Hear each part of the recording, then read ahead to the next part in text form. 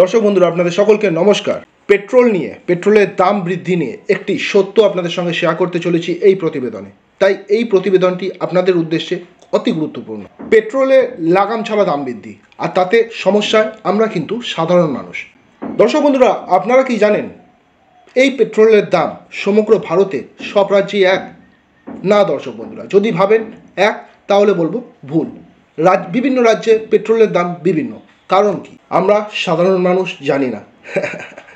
কারণ আমরা সাধারণ মানুষ দিন আনা দিন খাওয়া মানুষ। নিজে পেট চালাবো কি করে সেই চিন্তা করব, না কিভাবে পেট্রোলের দাম বাড়ছে বা কেনই বা বাড়ছে, তাদের জন্যই বা বাড়ছে, সেটা নিয়ে চিন্তা করব। চলুন, আমি সীমান্ত আপনাদের সঙ্গে সেই একটা সত্য আপনাদের সঙ্গে শেয়ার করতে চলেছি। দেখবেন কি আকাশ আর পাতাল তফাৎ আপনাদের সঙ্গে শেয়ার করব এই প্রতিবেদনে। তার আগে আমি সীমান্ত আপনাদের সকলকে আমাদের Bengal job with study YouTube চ্যানেলে স্বাগত জানাচ্ছি। ভিডিওটা ভালো লাগলে দর্শক বন্ধুরা একটা জিনিস করবেন, একটা লাইক করবেন আর শেয়ার করবেন, যাতে সকলে জানতে পারে। কারণ আমরা জানতে পারি না এবং তারই ফায়দা নেয় বিভিন্ন পলিটিশিয়ান, বিভিন্ন রাজনৈতিক নেতারা। চলুন আপনাদের সঙ্গে কয়েকটি রাজ্যের কথা শেয়ার করে দিচ্ছি। জানতে পারবেন যে এবছর পেট্রোল বিক্রি করে বছরের শেষে মুনাফা কার কত হয়েছে, অর্থাৎ কোন রাজ্যে কত হয়েছে। চলুন, সবার প্রথম আসছি মহারাষ্ট্র। দর্শক বন্ধু, মহারাষ্ট্রে যে ট্যাক্স নেওয়া হয়েছে পেট্রোলের থেকে, অর্থাৎ আমরা সাধারণ মানুষ যে ট্যাক্স পে করেছি পেট্রোল কিনতে গিয়ে, তা থেকে টোটাল মুনাফা হয়েছে, টোটাল লাভ হয়েছে মহারাষ্ট্র সরকারের 3,472 কোটি টাকা। হ্যাঁ দর্শক বন্ধুরা, 3,472 কোটি টাকা। চলুন এবার দ্বিতীয় জায়গায় রাখছি আমাদের রাজ্য পশ্চিমবঙ্গ। পশ্চিমবঙ্গে কিন্তু এবছরে পেট্রোল থেকে লাভ হয়েছে 1,343 কোটি টাকা। 1,343 কোটি টাকা মুনাফা হয়েছে, লাভ হয়েছে। সেই তুলনায় আমরা যদি দিল্লির কথা বলি, আমাদের রাজধানীর কথা বলি, দিল্লিতে একটু কম হয়েছে, কিন্তু লাভ হয়েছে, সেটা হলো 173 কোটি টাকা। এবার আসছি কেরালাতে 1,187 কোটি টাকা প্রফিট হয়েছে, আর্ন হয়েছে ট্যাক্স থেকে। ঠিক আছে, পেট্রোলের ওপর যে ট্যাক্স আমরা পে করি সাধারণ মানুষ, সেই ট্যাক্স থেকে। ঝাড়খণ্ড থেকে হয়েছে 664 কোটি টাকা। 664 কোটি টাকা ঝাড়খণ্ড থেকে। এই যে মুনাফা অর্থাৎ প্রফিটগুলো হয়েছে এই সমস্ত রাজ্যে, দর্শক বন্ধুরা, এইগুলো কিন্তু আম আদমি অর্থাৎ আমরা সাধারণ মানুষের থেকে ট্যাক্সের নামে আদায় করা হয়েছে। অর্থাৎ আমরা তো দিতে বাধ্য, আমরা দিয়েছি, এবং সেটা থেকে প্রফিট হয়েছে কিন্তু এইটা। আর এই যে রাজ্যগুলো বললাম, এই রাজ্যগুলোতে কিন্তু একটাও, যে রাজ্যের কথা বললাম, একটা রাজ্যও কিন্তু শাসক দলে বিজেপি নেই। এগুলো সব বিজেপি বিরোধী যে দলগুলি আছে সেই সমস্ত দল, যেমন পশ্চিমবঙ্গে টিএমসি, তৃণমূল কংগ্রেস। বুঝতে পারছেন? অর্থাৎ যে কটা রাজ্যের কথা আপনাদের সঙ্গে শেয়ার করলাম, যে কটা রাজ্য প্রথমে আমি শেয়ার করলাম লাভ হয়েছে, তাদের একটা রাজ্যে কিন্তু আমাদের সেন্ট্রাল গভর্নমেন্ট অর্থাৎ বিজেপি সরকার নেই, কিন্তু তাদের প্রফিট হয়েছে। এবার আসি কয়েকটা রাজ্যের কথা যাদের লস হয়েছে, এবং অবশ্যই সেই রাজ্যে শাসক দল কিন্তু বিজেপি সরকার। দেখুন কোন কোন রাজ্যগুলো লস হয়েছে। প্রথম আসছি কর্ণাটক, বিজেপি সরকার শাসিত রাজ্য এটি, এবং লস হয়েছে কর্ণাটকের এবছরে 5,314 কোটি টাকা। ট্যাক্স ঘাটিয়ে দেওয়ার ফলে, ট্যাক্স কমিয়ে দেওয়ার ফলে, জনগণের ওপর যাতে ট্যাক্সের বার্ডেন না অতিরিক্ত হয়ে যায়, সেই ট্যাক্সকে কমিয়ে দিয়েছে কর্ণাটকের বিজেপি সরকার, এবং সেই কারণে বছরের শেষে এই লসটা হয়েছে 5,314 কোটি টাকা। চলুন আরও একটি রাজ্য গুজরাটের লস হয়েছে কিন্তু 3,555 কোটি টাকা। এটিও কিন্তু, গুজরাটও কিন্তু নরেন্দ্র মোদী সরকার, অর্থাৎ নরেন্দ্র মোদী সরকার মানে ভারতীয় জনতা পার্টি দ্বারা শাসিত একটি রাজ্য। লস হয়েছে 3,555। পরবর্তী রাজ্য উত্তরপ্রদেশে লস হয়েছে দর্শক বন্ধুরা 2,806 টাকা। 2,806 টাকা লস, কারণ ট্যাক্সের ওপর ছাড় দিয়েছে সেখানকার সরকার, অর্থাৎ বিজেপি সরকার। পরবর্তী রাজ্য হলো রাজস্থান, যেখানে লস হয়েছে 2,415 টাকা। এখানেও কিন্তু শাসক দল বিজেপি, অর্থাৎ ভারতীয় জনতা পার্টি।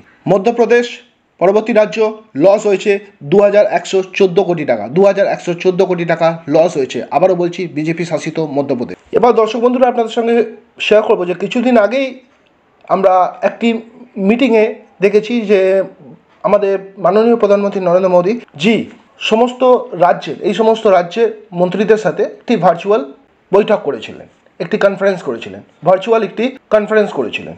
সেখানে তিনি পরিষ্কারভাবে কিন্তু বলেছেন, এবং সমস্ত রাজ্যগুলিকেই তিনি রিকোয়েস্ট করেছেন, অনুরোধ করেছেন যে দেশের সাধারণ মানুষের মঙ্গল সাধনায়, এই কথাটা উনি কিন্তু বলেছেন, দেশের সাধারণ মানুষের মঙ্গল সাধনায় সেন্ট্রাল গভর্নমেন্ট যতটা পেরেছে পেট্রোলের ওপর থেকে ভ্যাট কমিয়ে দিয়েছে। কিন্তু কিন্তু কোনো কোনো রাজ্য সেন্ট্রাল গভর্নমেন্টকে ফলো করেছে এবং তারা তাদের ভ্যাট কমিয়ে দিয়েছে, কিন্তু কিছু কিছু রাজ্য কিন্তু সেই ভ্যাট কমায়নি। আর আপনারা জানেন যে পেট্রোলের ওপর থেকে ভ্যাট কমালে জিনিসপত্রের দামও কমবে, আর ভ্যাট বাড়ালে অর্থাৎ ভ্যাট বাড়ার সঙ্গে সঙ্গে পেট্রোলের দাম যখন বেড়ে যাবে জিনিসপত্রের দামও কিন্তু বেড়ে যাবে, এবং তার টোটাল সাফারটা করব কিন্তু আমরা সাধারণ মানুষ। আমাদের জীবনের প্রতিটা জিনিস পেট্রোলের ওপর নির্ভর করে, কারণ পেট্রোলের দামের বৃদ্ধির সঙ্গে সঙ্গে সেই সমস্ত জিনিসের দাম বাড়ে এবং পেট্রোলের দাম কমার সঙ্গে সঙ্গে সমস্ত জিনিসের দাম কমে যায়। তাহলে সরকারের, প্রত্যেকটা রাজ্য সরকারের মেন টার্গেট হওয়া উচিত, উদ্দেশ্য হওয়া উচিত জনগণকে সুবিধা দেওয়া। যেখানে সেন্ট্রাল গভর্নমেন্ট তার ভ্যাটের পরিমাণ কমিয়ে দিচ্ছে, সেখানে রাজ্য সরকার কেন কমাবে না, একটা প্রশ্ন। 2 নম্বর, মাননীয় প্রধানমন্ত্রী একটা কথা বলেছেন যে এই যে মুনাফা, যেই রাজ্যগুলো মুনাফা করেছে সেই রাজ্যগুলি সেই মুনাফা তাদের জনগণের স্বার্থে এবার টাকাটাকে নিয়োগ করুক। পরিষ্কার তিনি বলেছেন। জানি না আদৌ সেটা হবে কি হবে না, কারণ এটা প্রত্যেকটা রাজ্যের ব্যক্তিগত ব্যাপার। কেন্দ্রীয় সরকার কখনোই ফোর্সফুলি এই ব্যাপারে কোনো রকম ডিসিশন নিতে পারে না, যতটা উনি পেরেছেন বলেছেন। 3 নম্বর সত্য, যেটা আমরা দর্শক বন্ধুরা জানি না, সাধারণ মানুষ জেনে নিন আজকে, সেটা হলো আমাদের দেশ ইন্ডিয়া সেন্ট্রাল গভর্নমেন্ট যিনি থাকেন, যেই দলই থাকুক না কেন সেন্ট্রাল কেন্দ্রে, ঠিক আছে, টোটাল যে রেভিনিউ আর্ন হয় একটা গভর্নমেন্টে দেশে, সেই রেভিনিউয়ের 42%, 42% কিন্তু রাজ্য সরকারকে পাঠিয়ে দিতে হয়, রাজ্য সরকার পায়। এটা নিয়ম আছে, সংবিধান বলছে, ঠিক আছে।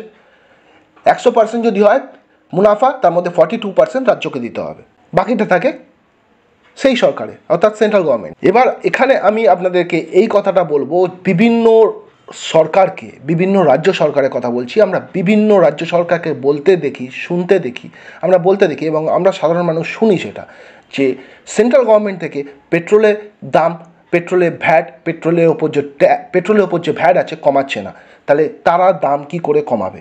কিন্তু বাস্তব সত্য হলো সেন্ট্রাল গভর্নমেন্ট থেকে অনেক দিন আগেই যতটা সম্ভব সাধারণ মানুষের সুবিধার্থে পেট্রোলের ওপর থেকে, ডিজেলের ওপর থেকে ভ্যাট কমিয়ে দেওয়া হয়েছে। কিন্তু তা সত্ত্বেও কিছু কিছু রাজ্য সেই সুবিধা কিন্তু কিছু কিছু রাজ্যের সাধারণ মানুষ পায়নি।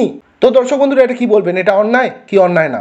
অবশ্যই আপনারা কমেন্ট করে জানাবেন। ভিডিওটা ভালো লাগলে লাইক আর শেয়ার করবেন, প্লিজ শেয়ার করবেন, কারণ আমরা এই সত্য জানি না, সেই সত্যটা আপনাদের সঙ্গে শেয়ার করলাম, জেনে রাখাটা প্রয়োজন। আর যদি এরকমই আপনারা আপডেট পেতে চান তো আমাদের চ্যানেল বেঙ্গল জব স্টাডি চ্যানেলের পাশে থাকবেন, চ্যানেলটিকে ছোট্ট করে সাবস্ক্রাইব করে নেন, যাতে পরবর্তী নোটিফিকেশান আপনাদের সামনে খুব ফাস্ট যায়। আর আপনারা সকলে ভালো থাকবেন, ঈশ্বরের কাছে সেই শুভকামনা জানিয়ে আমি সীমান্ত আজকে ভিডিও এখানে শেষ করছি। নমস্কার।